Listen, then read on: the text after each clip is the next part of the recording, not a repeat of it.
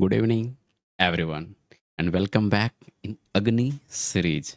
तो सबसे पहले क्वेश्चंस विजिट करते हैं सर।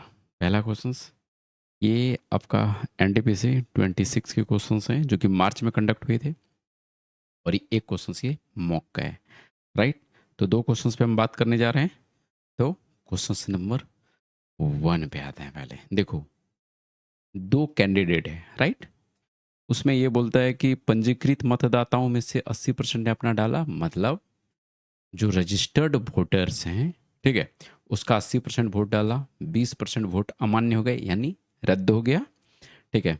फिर विजयी उम्मीदवार को वैध मतों का 55% प्राप्त होता है और उसने 368 वोटों के अंतर से चुनाव जीत लिया। ये तो आपका क्वेश्चन है।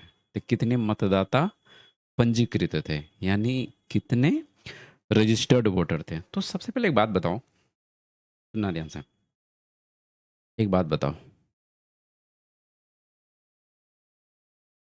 मैंने लेट कर लिया कि मेरे पास वाई मतदाता रजिस्टर्ड है, राइट। वाई मतदाता रजिस्टर्ड है यानी टोटल मतदाता इतने हैं।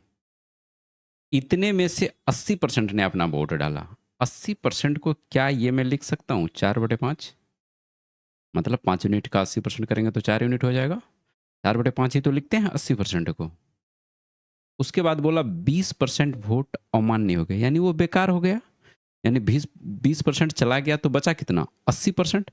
तो अगेन ये 4/5 हो गया। अब जो ये वाला जो चीज़ें आई है ना सर, ये आपका टोटल वैलिड वोट है, ठीक है, कि वैध वोट है। तो इसमें अगला लाइन इसने ये दिया कि जो उम्मीदवार जीत रहा है उसको 55% प्राप्त हुआ। एक बात बताओ, जो जीत रहा है उसको 55% प्राप्त हुआ, तो हारने वालों को 45% प्राप्त हुआ होगा। और चूंकि अंतर दे रखा है तो 55% और 45% का अंतर कितना हो जाएगा 10%। और 10% को हम क्या लिख सकते हैं 1/10 लिख देंगे। यही तो होता है परसेंटेज में। और उसका डिफरेंस कितना था 368, राइट। कटा दो, 4×9=36, 4×2=8, 92 यहाँ पर हो गया। और ये 4 से ये 23 बार में कट जाएगा, ठीक है। अब वाई की वैल्यू निकाल लो। वाई की वैल्यू क्या आ जाएगी 23, कोना कोनी गुना कर दो यार, 23×25 और ×10। यूनिट डिजिट पे 1 0 और मतलब 5×3=15, यानी यूनिट डिजिट पर 5 और 0। आराम से कर सकते थे ऐसे, कोई बड़ा गुना था नहीं, तो आप ऐसे भी कर सकते हो, राइट। तो ऐसे सवालों को ऐसे स्ट्राइक करते हैं। सो नेक्स्ट पे चलते हैं। एक बंदा है जहीर है, ठीक है, उसके पास 56 लीटर का एक सोल्यूशन है जिसका कि 56% स्ट्रेंथ है। स्ट्रेंथ बोले तो आप मान लो कि जैसे कि एसिड का स्ट्रेंथ नहीं रहता है सांद्रता, तो वो है इसका 56% स्ट्रेंथ, उसका पावर है एक तरह से, ठीक है। तो एक बात बताओ, जैसे ये मिक्सचर वाले सवाल आते हैं तो आपके माइंड में क्या स्ट्राइक करता है कि चलो एलिगेशन लगाते हैं, ठीक है। तो यदि सुनना, यदि 56% मेरा पहले स्ट्रेंथ था, ठीक है, अब इसने बोला कि जो 56% स्ट्रेंथ था, ठीक है, कि 56 लीटर का जो मिक्सचर है उससे एक्स लीटर हम निकाल रहे हैं मिक्सचर में से, और उसके जगह पे पानी डाल रहे हैं। तो पानी का तो कोई स्ट्रेंथ नहीं होता है, तो पानी का स्ट्रेंथ जब कुछ नहीं होता तो हम क्या लेंगे 0 लेंगे, ठीक है। तो अब जो बन रहा है वो फाइनल बन रहा है 42% का, राइट। तो एलिगेशन ऐसे ही तो लगाते हो आप।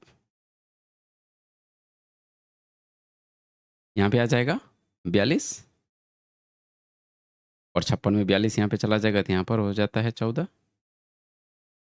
अरे एक तरह से ये एवरेज का ही पार्ट है, समझा।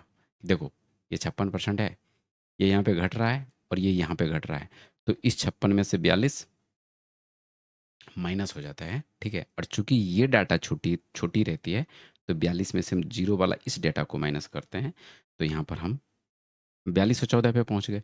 42 और 14 पे यदि हम पहुँचे तो इसको यदि आप कट करोगे तो 3 और 1 का आपको रेशियो देगा।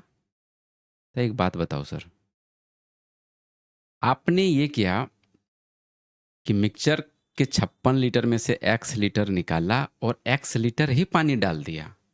तो ये जो मतलब 3 यूनिट है और 1 यूनिट है, ये 4 यूनिट की वैल्यू 56 लीटर है।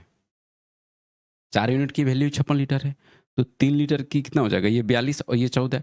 चूँकि आप क्या बोला इसने x लीटर मिलाया था, तो यही वाला ना आप रिमूव किए थे सर, जो पानी डाले थे आप, तो 1 यूनिट ही तो डाले हो। तो चूँकि 4 यूनिट का वैल्यू 56 है, तो 1 यूनिट का वैल्यू कितना हो जाएगा? 14 लीटर। तो जब भी ये मिक्सचर वाले क्वेश्चंस आएँ, ठीक है? तो आप एलिगेशन लगाइए पहला बात। और यदि और भी सर दिमाग काम नहीं कर रहा है ना सर, तो आप एक काम करो, 56 लीटर दे रखा है ना उसने मेन डाटा, ठीक है? उसी का डिविजिबिलिटी कुछ उठा लो, यदि नहीं सॉल्व करना है तो। देखो मोस्टली सही हो जाएँगे, बट आगे देखते हैं और सवालों का क्या हो सकता है, राइट? सो सर सेशन छूटिए, मिलते हैं अपकमिंग सेशंस में। तब तक के लिए जय हिंद एंड जय Bihar and love you to all.